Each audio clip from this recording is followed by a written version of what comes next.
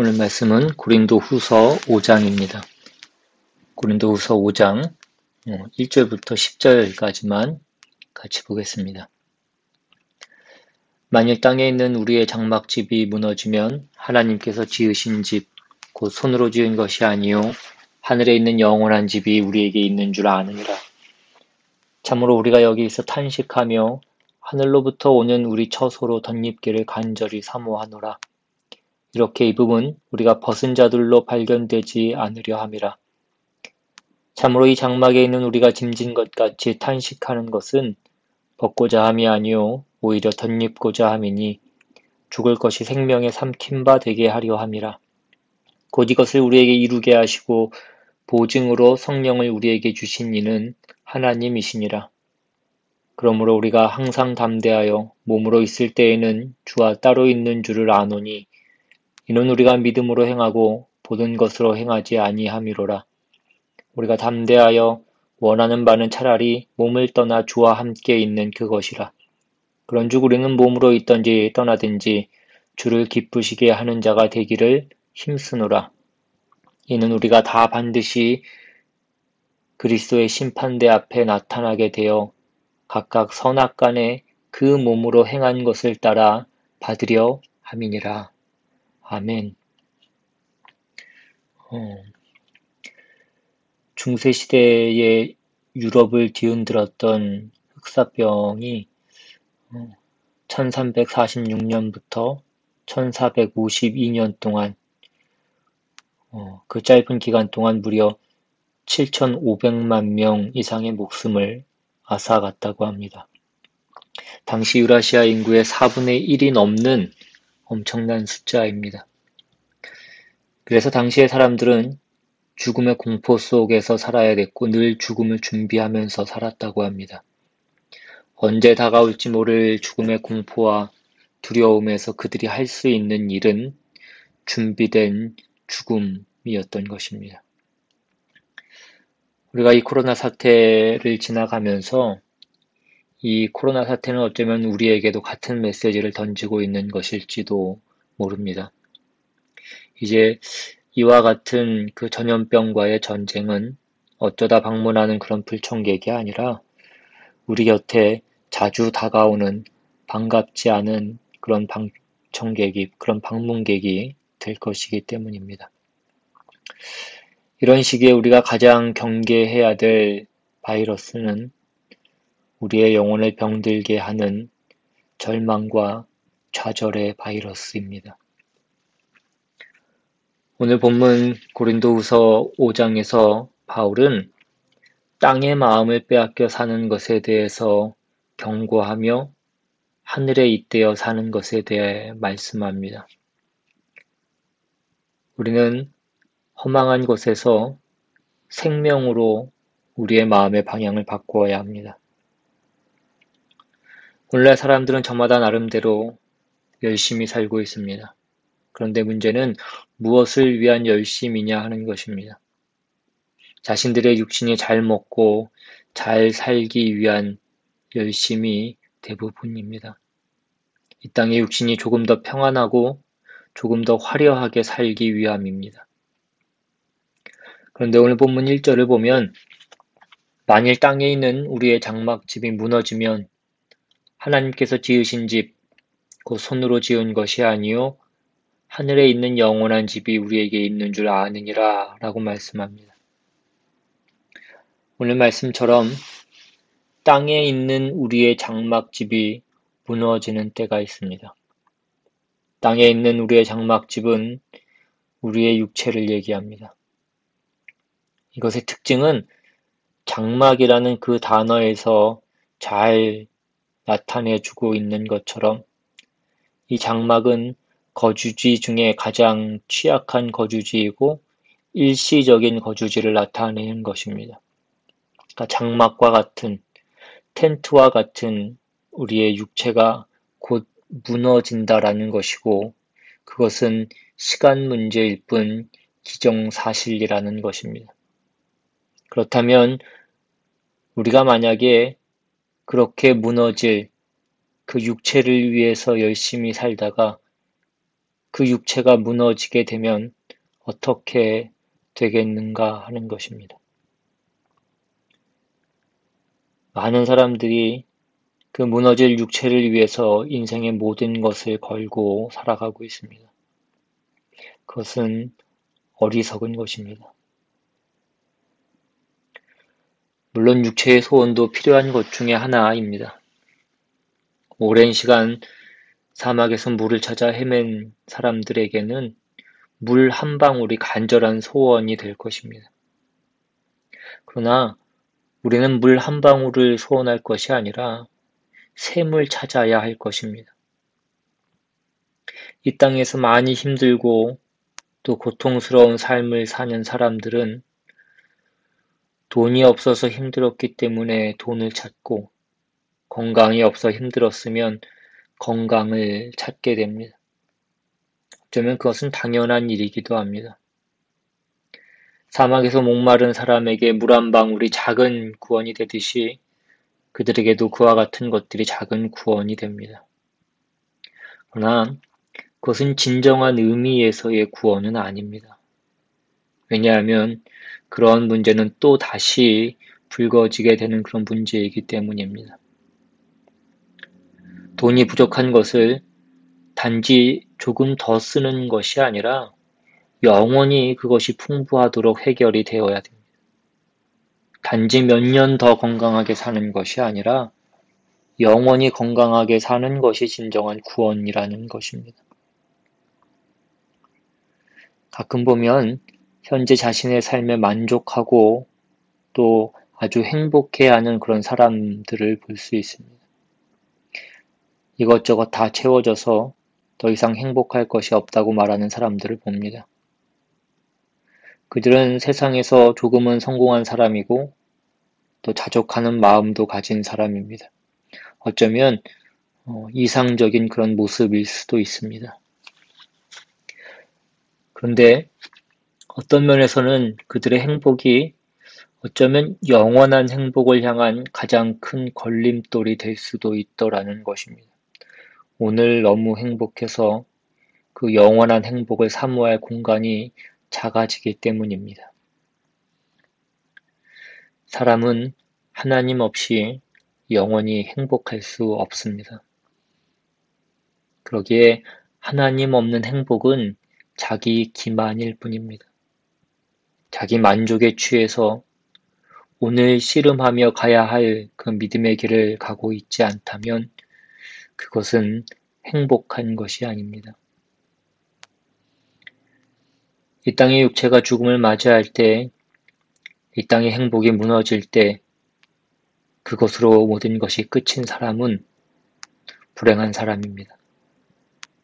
이 땅의 육체와 행복은 결코 지속되는 것이 아니기 때문입니다. 그와 같은 사람은 곧 절망적인 처지가 예약된 사람입니다. 인생의 하루하루가 멸망의 길로 가고 있으니 어찌 행복한 사람이라고 할 수 있겠습니까? 우리의 육체가 언젠가 이 땅의 삶을 마치는 때가 있다는 것을 망각한 채 우리는 육체만을 위해 살아가고 있지는 않은지 다시 한번 돌아봐야 합니다. 육체를 위해서 일하고 육체를 위해서 걱정하고 육체 때문에 기뻐하며 살아가고 있지는 않은지 우리는 그 육체가 무너지는 때가 있음을 기억해야 됩니다. 그리고 그 이유가 있음을 잊지 말아야 합니다. 오늘 본문에는 바울이 간절히 사모하며 산 것이 나와 있습니다. 2절에 참으로 우리가 여기에 있어 탄식하며 하늘로부터 오는 우리 처소로 덧입기를 간절히 사모하노라. 사도 바울은 하늘에 있는 영원한 집, 하늘로부터 오는 처소로 덧입는 것을 사모합니다. 어떤 건물과 옷 입는 것으로 비유되고 있는 이것은 영적인 몸을 의미합니다. 앞에서 나온 그 육체와 대조되는 말입니다. 이것은 우리가 부활하여 완성되는 영적인 몸을 의미합니다. 매우 제한적이긴 하지만 믿음을 가진 사람은 이미 영적인 몸을 덧입은 것입니다. 그리고 그러한 영적인 몸은 주님의 재림 때에 육신의 부활과 더불어서 완전히 완성될 것입니다. 바울은 바로 이 영적인 몸의 완성을 간절히 소망하고 있는 것입니다.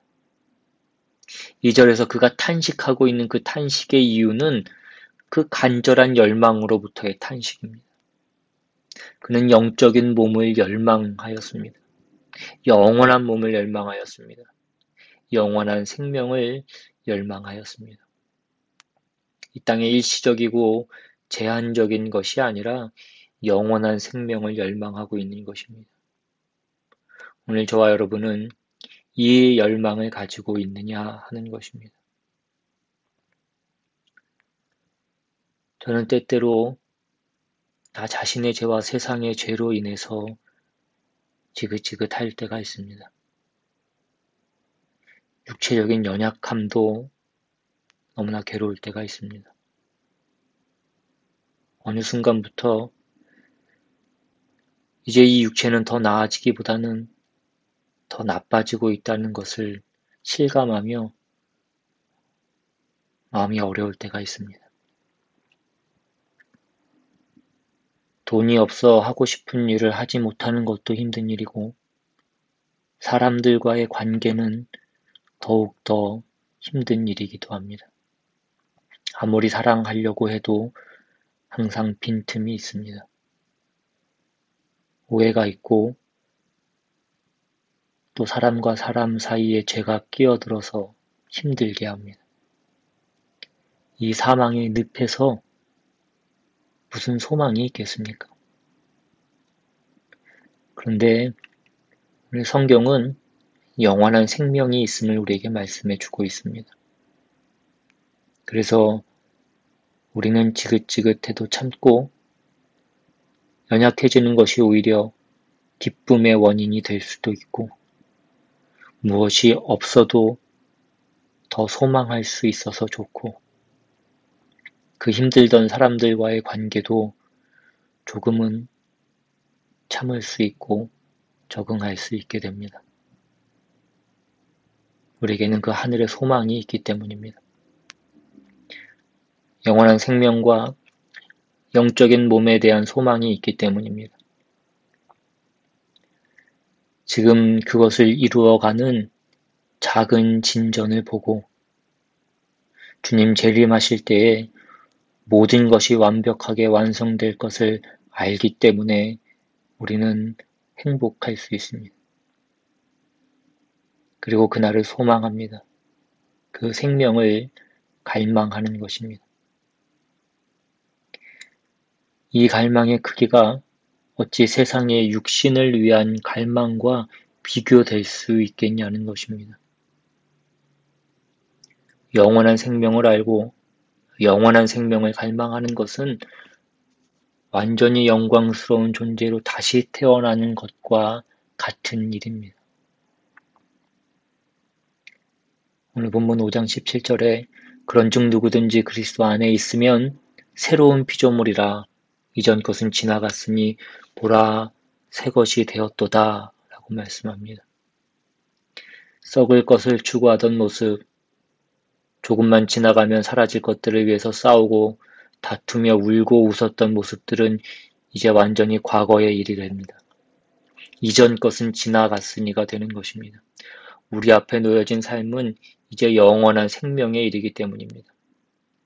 새로운 피조물이라는 그 헬라어는 모든 피조 세계를 포함하는 단어입니다. 곧 내가 새롭게 되고 내 주변의 모든 것도 새롭게 되는 것입니다. 새로운 세상이 열리는 것입니다. 새로운 우주가 열리는 것입니다. 이전에 내 주변에 있었던 모든 것들이 그리스도를 믿고 생명에 연결되면서 완전히 달라지는 것입니다. 의미가 바뀌고 전에는 원수였던 것들이 친구로 변하는 것입니다. 찬송가 436장에 나 이제 주님의 새 생명 얻은 몸이라는 찬송이 있습니다. 그 찬송이 이와 같은 내용을 잘 표현해주고 있습니다. 나 이제 주님의 새 생명 얻은 몸, 옛것은 지나고 새 사람이로다. 주 안에 감추인 새 생명 얻으니 이전에 줬던 것 이제는 값없다. 산천도 초목도 새 것이 되었고 죄인도 원수도 친구로 변한다. 주 따라 가는 길 험하고 멀어도 찬송을 부르며 뒤따라 가리라. 내가 변함으로 나와 내 주변의 모든 것이 새로운 피조물이 되는 것입니다. 그런 생명에 대한 갈망과 새로운 피조물로서의 세계가 어떻게 펼쳐집니까? 오늘 본문 14절 15절에 한 사람이 모든 사람을 대신하여 죽었은즉 모든 사람이 죽은 것이라.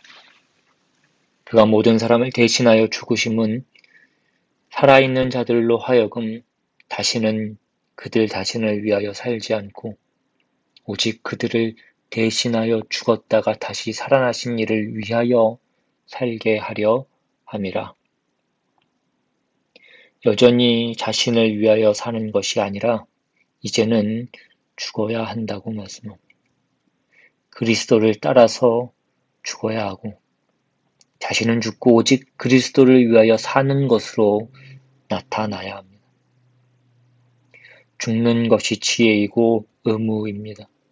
그것이 영광이라고 말씀합니다.